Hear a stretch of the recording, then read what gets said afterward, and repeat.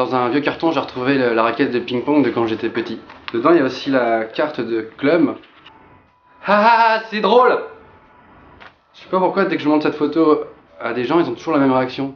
Enfin, c'est bizarre parce que quand j'étais petit, on me faisait pas ça, quoi. Il est où ton gosse? Bon putain, la sale gueule! Du coup, ça m'a donné envie de réessayer dans un club de ping-pong. Alors j'ai essayé. Bah, le plus important, c'est quand même le prof, parce qu'il y a un prof de ping-pong qui t'explique qu'il faut taper dans la balle. Et ce monsieur, quand il te montre un mouvement, on dirait qu'il veut te montrer qu'il sait faire gonfler ses veines, en fait.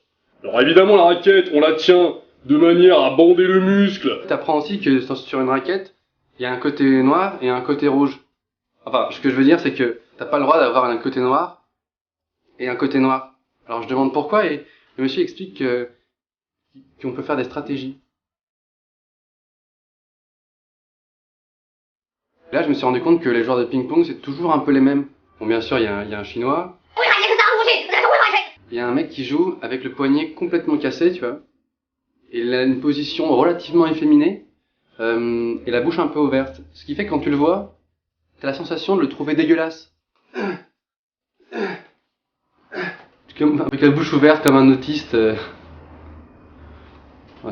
c'est peut-être un autiste en fait. Après, je tombe sur une fille.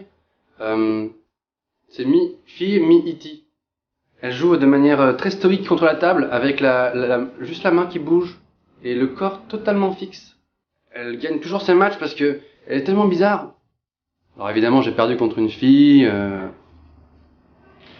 J'ai pas peur de perdre, mais ce qui me motive, hein, ce qui me fait battre le cœur, ce qui me donne mon énergie, c'est avant tout c'est avant tout mes gosses. Donc t'as le monsieur qui a, on dirait qu'il a une grave maladie, et qui joue au ping-pong pour s'en sortir, pour essayer d'oublier.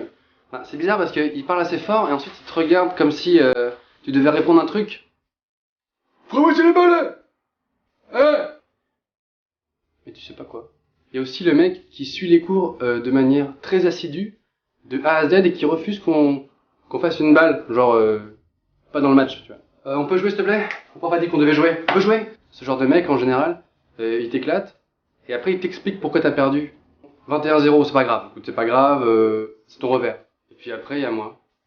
Excuse-moi, on peut utiliser ma balle pour le match, pour jouer, parce que c'est un peu porte-bonheur et tout. Non, on peut pas. Ok. Non, je disais bonjour au mur. Oui, alors le ping-pong c'est pas un sport, je veux dire. Moi c'est ce que je disais avant. Puis après je suis donc rentré chez moi. Aidez-moi, à l'aide, SOS. Suite à cette expérience, j'ai décidé d'arrêter ce sport. Parce que je me sentais pas à ma place. Puis bon, je vais peut-être me mettre à la marche.